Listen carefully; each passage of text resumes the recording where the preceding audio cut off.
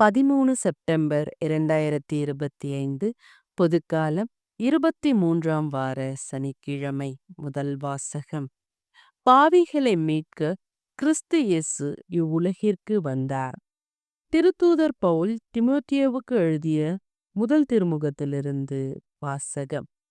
அதிகாரம் 1 வார்த்தைகள் 15-17 முடிய. அன்பிற்குரியவர்களே, பாவிகளை மீட்க கிறிஸ்து இயேசு இவ்வுலகிற்கு வந்தார். இக்கூற்று உண்மையானது, எல்லோராலும் ஏற்றுக்கொள்ளத்தக்கது. அந்த பாவிகளுள் முதன்மையான பாவி நான். ஆயினும் கடவுள் எனக்கு இறங்கினார். நிலை வாழ்வை அடைய இயேசு கிறிஸ்துவிடம் நம்பிக்கை கொள்ள இருப்போருக்கு நான் முன்மாதிரியாய் விலக வேண்டும் என்பதற்காக முதலில் என்னிடம் தம் முழு பொறுமையை காட்டினார். அழிவில்லாத கண்ணுக்கு புலப்படாத எக்காலத்துக்கும் அரசராயிருக்கின்ற ஒரே கடவுளுக்கு என்றென்றும் மாண்பும் மாட்சியும் உரித்தாகுக. ஆமேன். ஆண்டவரின் அருள்வாக்கு.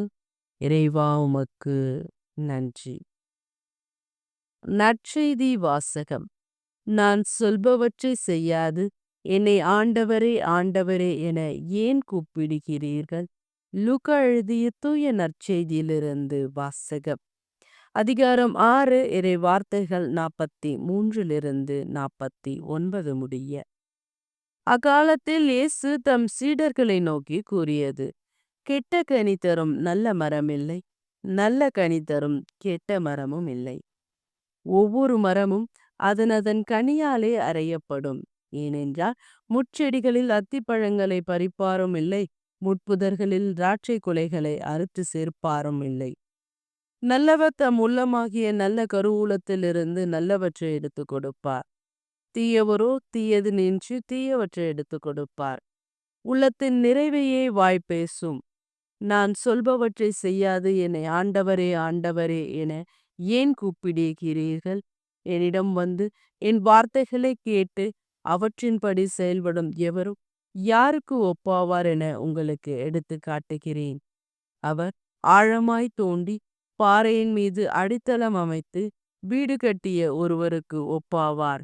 வெள்ளம் ஆறாக பெருக்கெடுத்தது, அந்த வீட்டின் மேல் மோதியும் அதை அசைக்க முடியவில்லை, ஏனென்றால் அது நன்றாக கட்டப்பட்டிருந்தது. நான் சொல்வதை கேட்டும் அதன்படி செயல்படாதவரோ அடித்தளம் இல்லாமல் மண் மீது வீடு கட்டியதற்கு ஒப்பாவார். ஆறு பெருக்கெடுத்து அதன் மேல் மோதிய உடனே அது விழுந்தது. அவ்வீட்டுக்கு பேரழிவு ஏற்பட்டது. ஆண்டவரின் அருள்வாக்கு. கிறிஸ்துவே உமக்கு புகழ்.